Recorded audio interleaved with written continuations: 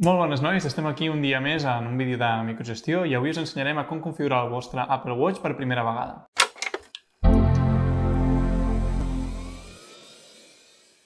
Avui els primers passos els fem amb l'Apple Watch SE Series Nike i en aquest cas és el color Space Gray Aluminum Case de 40 mm i que en aquest cas també seria l'Apple Watch en versió celular.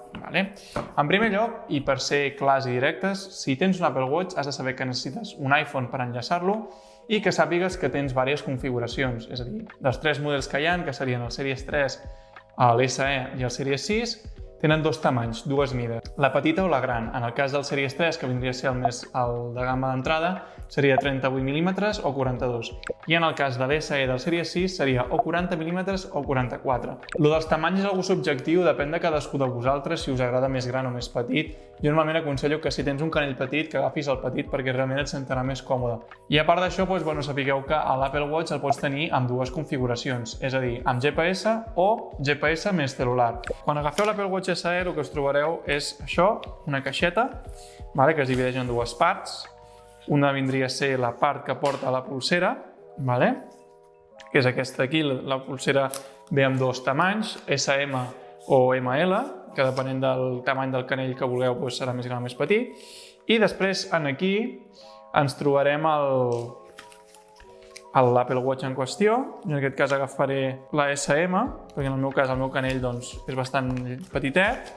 En aquest cas és normal si trobes que l'Apple Watch no té bateria i l'hagis de connectar. De fet, és una cosa més normal. Que el tinguis endollat va bé perquè quan hi hagi una actualització que hagi de fer, directament ja te la farà. Aleshores, posaríem en aquest cas la part més curta a la part de baix.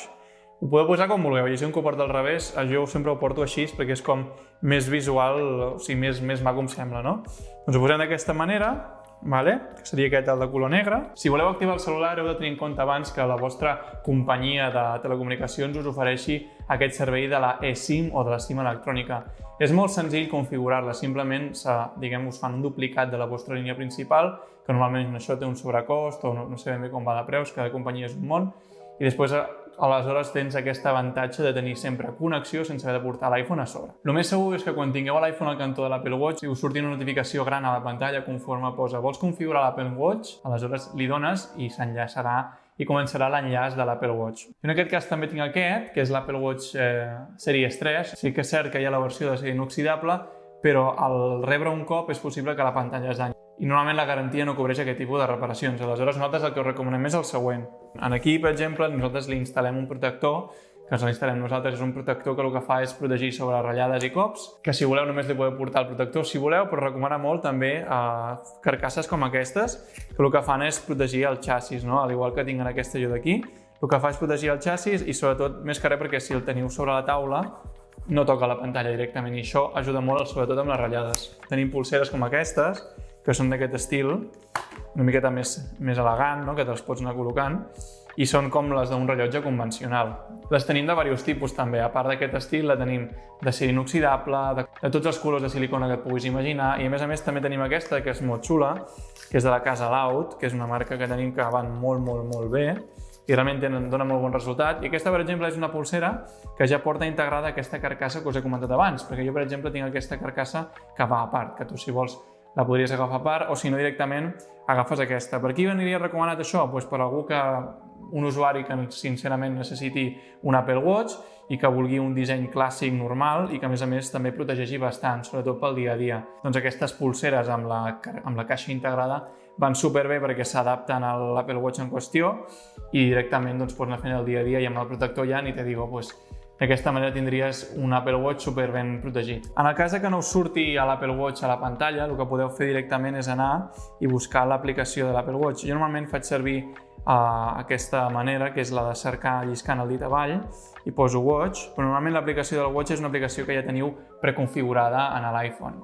En aquest cas farem configuració com si fos per mi i li donem a configurar per mi. Quan li donem aquesta opció, no sé si ho veieu, el que és a la pantalla del Watch apareix com una espècie d'esfera, de punts, que és com un patró, que bàsicament el que posa a la pantalla del teu iPhone és posa't l'Apple Watch i apunta amb la càmera.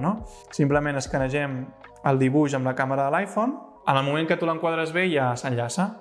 Li diem configurar l'Apple Watch, Ens pregunta si volem el canell esquerre o dret. Jo soc de portar-lo a l'esquerra. Això després ara es connecta, es va, diguem, actualitzant, no? És algo normal. Si veus que tarda una mica, que això dependrà molt també de si l'Apple Watch s'ha d'actualitzar o si tens bona connexió a internet, vull dir, tot això depèn. I això us recomano que, en comptes de configurar-ho directament allà on siguis, doncs fes-ho en un lloc on hi hagi wifi, és a dir, a la nostra botiga, si vols que t'ho configurem nosaltres, o si no directament fes-ho a casa teva amb tranquil·litat. Ara el que està fent l'iPhone bàsicament és dir-li a l'Apple Watch en quin idioma s'ha de configurar i ara bàsicament comença l'enllaçament de l'Apple Watch amb el teu iPhone, amb la ID d'Apple i bàsicament perquè sigui un dispositiu que, diguem, sigui reconegut per la teva ID i que tu puguis sempre tenir la configuració ideal, no? En aquest cas ens demana si volem activar la Siri, que és una que jo us recomano, perquè la Siri amb l'Apple Watch ajuda bastant, sobretot per demanar-li coses. Ara, de moment, la Siri només t'entén en castellà, d'aquí poc li ajudarem a aprendre el català, perquè la Siri reconegui i li has de dir sempre Oye Siri i comentar-li el que vols. Per la gent que està una miqueta preocupada amb el tema del tamany de la pantalla, aquí, per exemple, tu et pots configurar el tamany de la lletra. Jo, per exemple, considero que el tamany mig està molt bé perquè es pot llegir bastant, però si ets una persona que té dificultats de visió i li preocupa això, doncs el que recomano que fiquis és text en negreta perquè es vegi ben marcat. Ara el que ens ve és el més important, que és el tema del PIN. Jo us recomano que el PIN, com a tots els dispositius que li poseu pins, que siguin fàcils per vosaltres de recordar.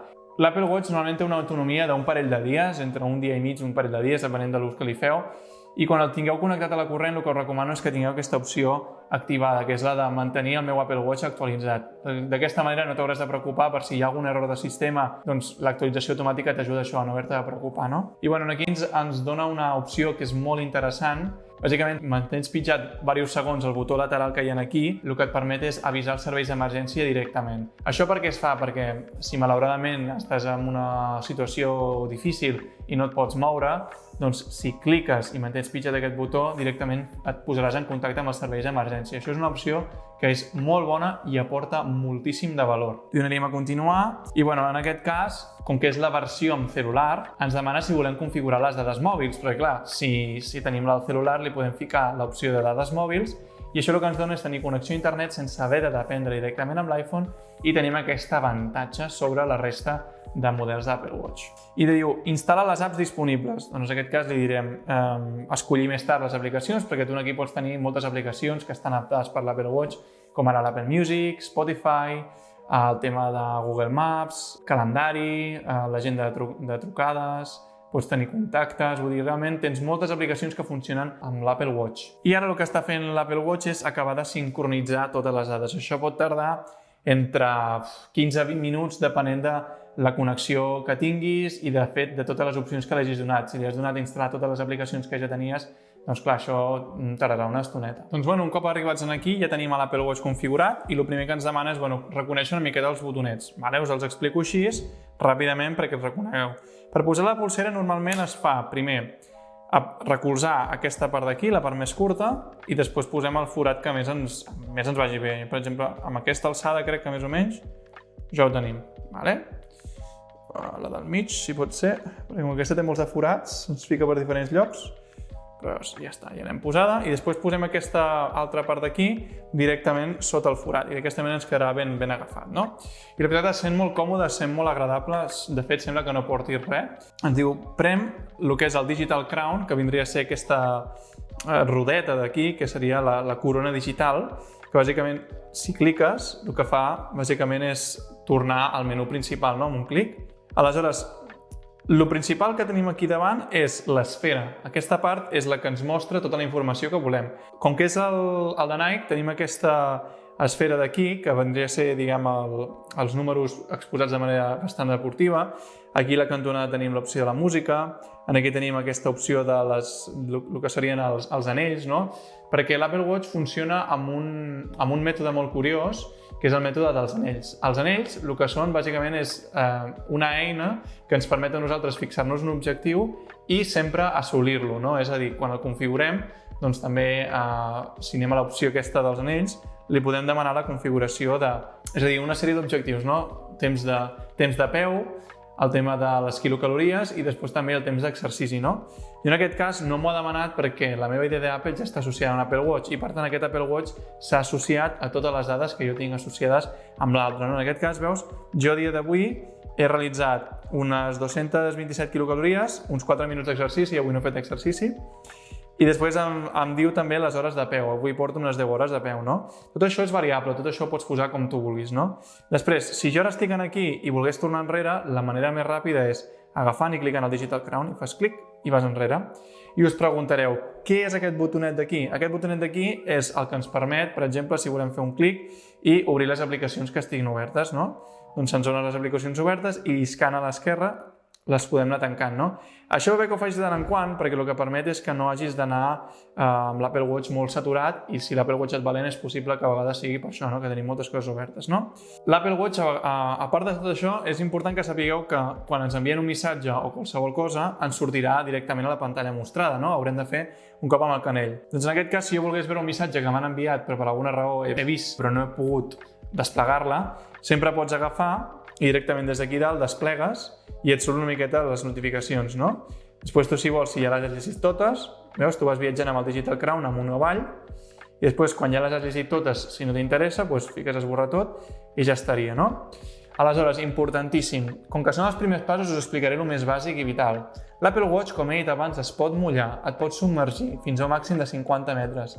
Però abans de submergir-lo és important que sàpigues el següent. Si despleguem el centre de control, que és aquesta part d'aquí sota, en el centre de control ens surt la connexió, si la tenim activada o no. En aquest cas no tinc pla de dades mòbils activat. Després ens diu si volem connectar-lo al Wi-Fi. Si, per exemple, jo no trobés a l'iPhone, aquest botonet aquí el que fa és el següent. Com que tinc l'iPhone aquí, el que fa és sonar l'iPhone per si l'has perdut o no saps on està. Encara que no ho sembli, això ajuda bastant perquè algun cop el típic que tens l'iPhone pel sofà i no el veus, doncs cliques o el tens a una altra habitació i te sona bastant. Després tens aquí el tant % de bateria, que si vols el pots ficar en mode estalvi, i que el mode estalvi bàsicament el que fa és deixar-lo només amb els números, però no pots accedir a res. Bàsicament, única i purament, l'hora a la pantalla. Després aquí tens el tema de les notificacions, que si li dones es fica com una campana amb una X, que el que et diu és que bàsicament no sonarà res, ni notificacions, ni missatges, ni trucades, només vibrarà. Després hi ha aquesta opció que és bastant curiosa, que és l'opció mode cinema, que bàsicament te diu el mode cinema activa el mode silenci i manté la pantalla fosca mentre no la toquis o la premis al Digital Crown o al botó lateral. És a dir, és com quan estàs dormint, no? Quan entres en el mode son, que ara us explicaré com funciona, el que fa és que, per molt que accidentalment li toquis a la pantalla, doncs no s'il·luminarà. D'aquesta manera no molestes a la gent que tens a l'entorn, no? Per si estàs en un ambient fosc. Després aquí, el mode lluna bàsicament és el mode no molestar, que bàsicament tu pots activar-lo o deixar-lo activat una hora només, i és més que res per si estàs fent alguna cosa que et vols concentrar, li actives això, o si vols anar a dormir, li actives això i ja està. Després aquí és el que us deia, el mode de son. Aquest mode de son el que fa, jo com que ja el tinc preconfigurat, és establir-te una rutina diària de la qualitat del son que tu vols tenir, no? Aleshores te demana configurar una hora abans d'anar a dormir i l'hora d'aixecar-te. Aleshores, entre aquelles hores, el que farà és mantenir l'Apple Watch, diguem, bloquejat, que tu només, per exemple, no sé si ho veieu, si tu vols desbloquejar l'Apple Watch, el que hauràs de fer és o un toc a la pantalla directa o, si no, anar desplegant perquè es desbloquegi la pantalla. Perquè, si no, clar, si estàs dormint, se t'aniràs gegant i movent, no? I aleshores és bastant incòmode si no hi hagués aquesta opció. Després, un cop desactivem això, jo li desactivo el mode nit, i després aquí a sota el que tenim és la llanterna, que això va molt bé perquè si estàs en un armari o en un lloc on no veus alguna cosa, doncs li dones el mode llanterna i se't posa aquesta pantalla en blanc, però fins que tu no tombes el canell, veus, ara s'il·lumina més. El que fa això és que tu vagis així il·luminant aquella zona i sembla que no, però il·lumina bastant, no? Després, si vols, inclús pots canviar, si vols, una llum que faci pampallugues, per si t'has de comunicar, no sé, això són coses molt extremes, però encara que no ho sembli, si estiguéssim enmig de l'aigua i tinguéssim això i ningú ens pogués veure, doncs d'aquesta manera algú veuria una llum que fa pampallugues. I després aquí també tenim una altra llum, una llum vermella, no? Clar, són coses que les tenim, esperem que mai les has de fer servir, però si les has de fer servir, doncs que sàpigues que les tens. I després aquí arribem a això, arribem al tema del mode aigua, que bàsicament és Aquí ens diu, gira el Digital Crown per expulsar per desbloquejar i expulsar l'aigua, vale? Això bàsicament què és? Això és per si et vols anar a banyar i vols portar l'Apple Watch a sobre, has de ficar aquest mode, perquè si no, no sellaràs bé a l'Apple Watch. Si són esquitxades, si és tipus algo com dutxa o el que sigui, no passa res, perquè no hi ha pressió hidràulica. El que fa aquest mode és directament només deixar el watch per lo essencial i el que fa és bloquejar. En aquest cas, si jo tinc la pantalla així, clar, no la puc tocar, només puc, diguem, deixar-la activa, si vull, però no puc accedir, no puc interactuar. Aleshores, per interactuar, el que he de fer és girar el crown, que el que fa això és bàsicament expulsar l'aigua per aquí, però res, microgotes, I bueno, l'Apple Watch veureu que més endavant, en un vídeo que farem, té molts aplicatius, vull dir, des de temporitzador, música, control del soroll, el tema de les notificacions, el batec, les constants vitals, no? Clar, tot això dependrà també de quin tipus d'Apple Watch tingueu, però en el cas de l'Apple Watch Series 6 també teniu, a part del que és el tema de tot el que us he comentat ara, també teniu el que és l'aplicació d'oxigen en sang i l'electrocardiograma, que són aspectes més específics i més avançats de l'Apple Watch. Espero que us hagi agradat el vídeo, que ja sapigueu més o menys com funciona i més endavant us portaré més vídeos perquè li traieu més partit al vostre Apple Watch.